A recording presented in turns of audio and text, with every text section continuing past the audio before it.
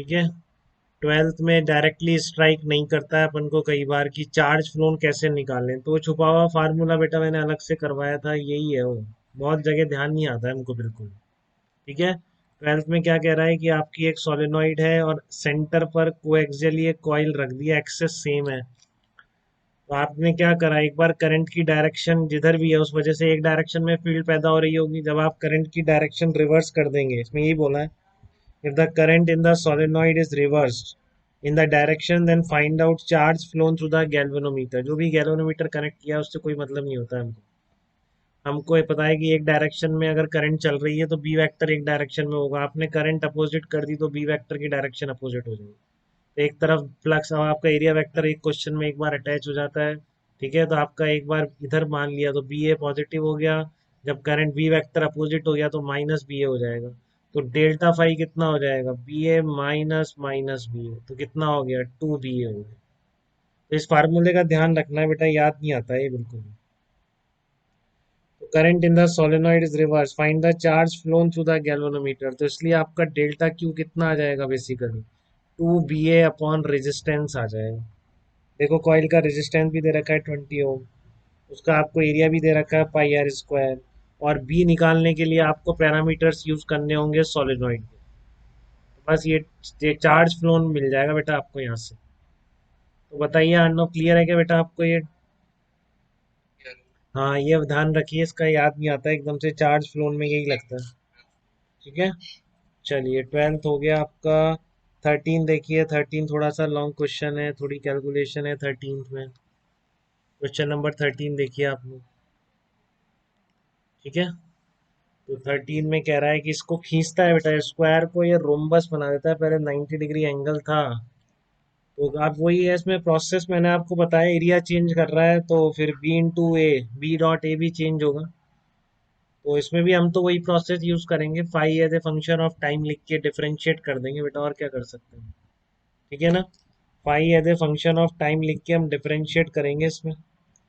तो किसी t time पर आप फ्लक्स कैसे लिखेंगे इसका, ये आपका टी टाइम पर बना रहा हूँ, मान लीजिए इस तरह का हो गया बेटा ये, जो ये दोनों एंड को वेलोसिटी v से मूव कराता हुआ ले जा रहा है। तो किसी टी टाइम पर मैंने मान लिया इस तरह का डिस्टॉर्ट हो गया है। तो बाकी सिमेट्री है तो ये सब साइड सेम रहेंगी स्टिल, ऐसा नहीं एक तरफ ज़्यादा खिंच गया, क्योंकि इसमें को सिमेट्री से यू स्पीड से ले गया है। ठीक है। तो आपकी साइड तो यहाँ पर क्या रहेंगी, आप यहाँ पे थीटा मान लेते हैं, ए साइड है, एंगल चेंज हो गया, ये थीटा हो गया मान लीजिए, तो ये भी थीटा ही है। ठीक है, तो आप एरिया लिख दीजिए इसका, क्योंकि आपको पता है d phi by D t लिखना है, मैग्नेटिक फील्ड तो वही है। ठीक है ना। बट इसका एरिया चेंज हो रहा है, मैग्नेटिक फील्ड परपेंडिकुलर है बी ए कॉस जीरो, तो फाई की वैल्यू बी इंटू ए है, बेसिकली बी वही है बट एरिया चेंज हो रहा है, तो आपको D A by D T निकालना पड़ेगा इसमें। तो बहुत आसान है, क्योंकि आपको इसकी वेलोसिटीज पता है दोनों। पहले आप एरिया लिख दीजिए एक बार, एरिया कितना आएगा इसका टी टाइम पर। एक ट्राइंगल का लिख के 4 टाइम्स कर रहा हूँ बेटा मैं। साइड ए है, एंगल मैंने थीटा मान लिया, ये d theta by D T मैं लिख पाऊंगा बहुत इजीली, क्योंकि मुझे इन दोनों के बीच की डिस्टेंस किस रेट से पड़ रही है वो पता है। ठीक है ना, तो मैं बहुत easily D theta by D T लिख लूंगा। तो अभी लिख के देखते हैं कैसे लिखूंगा, बताता हूँ आपको। क्योंकि इन दोनों के बीच की डिस्टेंस बढ़ने की रेट टू यू है बेटा, यू वेलोसिटी है ना इसकी, तो वो आपको पता है बस। तो इसके बीच की डिस्टेंस टी टाइम पर कितनी है, टू ए कॉस थीटा है। अच्छा, मैंने थीटा इसको माना है, कोई बात नहीं, किसी भी कर लो। थीटा इसको मान लो आप, कोई दिक्कत नहीं, थीटा ये ले लो, तो आपका ये आधा एंगल थीटा बाई टू हो जाएगा। ठीक है, तो एरिया लिख लो आप एक बार, एरिया कितना आएगा, एक ट्राइंगल का एरिया, चार ट्राइंगल है ऐसे, तो एक का लिख रहा हूँ, 4 टाइम्स कर देंगे, half into base into height. Base कितना है, ए कॉस थीटा बाई टू है, इंटू हाइट कितनी है, ए साइन थीटा बाई टू है। Half into base into height, एक ट्राइंगल का एरिया लिख के 4 टाइम्स कर दिया, तो किसी टी टाइम पर इसका एरिया यही होगा, ये जो बन रहा है आपका इस तरह का फिगर। ठीक है, तो ये एरिया कितना आ जाएगा आपका, इसमें लगा दीजिए, two sine theta by two cos theta by two, two से टू काट दीजिए, तो ये एरिया आपको मिलेगा ए स्क्वायर साइन थीटा मिलेगा बेटा, ये ए स्क्वायर साइन थीटा आपका एरिया आ गया। ठीक है, तो इसमें यहाँ पुट कर दीजिए net flux as a function of time निकालने के लिए, B into A square sine theta आ गया। ठीक है, तो ईएमएफ इंड्यूस कितना आ जाएगा, d five by D t निकालते हैं हम। तो ये आ गया आपका B A square cos theta into d theta by D T आ गया। तो उसने थीटा के डाल के पूछा है, थीटा की वैल्यू पर ही पूछा है क्योंकि थीटा के टर्म में ही आएगा ये। ठीक है ना, तो सारी कहानी किस पर आ गई, D theta by D T पर आ गई। तो इसको नाम दे देते हैं अपन, पी क्यू लेंथ है, तो ये पी क्यू लेंथ के बढ़ने के बीच के इस पॉइंट भी यू से जा रहा है, ये पॉइंट भी यू से जा रहा है, तो इनके बीच की डिस्टेंस किस रेट से चेंज होगी, टू यू से चेंज हो जाएगी। क्लियर है क्या बेटा? इस पॉइंट की इसके रिस्पेक्ट में relative velocity u minus of minus you, तो टू यू आ जाएगी। तो पी क्यू के बीच की डिस्टेंस चेंज होने की रेट क्या है, टू यू है। ठीक है, और ये डिस्टेंस क्या है, इसकी डिस्टेंस है, आप इसको लिख सकते हैं A cos theta by two, तो two A cos theta by two है पी क्यू। वही कर दीजिए आप, इसकी P Q equal to t time पर कितनी है। सिंपल है, ऐसा कुछ नहीं है कि आप नहीं कर पाए। देखिए एक बार, आपने इसकी लिख दी है, एरिया लिख देंगे हम, इसका एरिया क्या होगा, एरिया इक्वल्स टू, एरिया तो लिख दिया आपने, अब डिस्टेंस लिखिए, पी क्यू को आपको पता है किस रेट से चेंज हो रही है, तो पी क्यू है आपकी two A cos theta by to.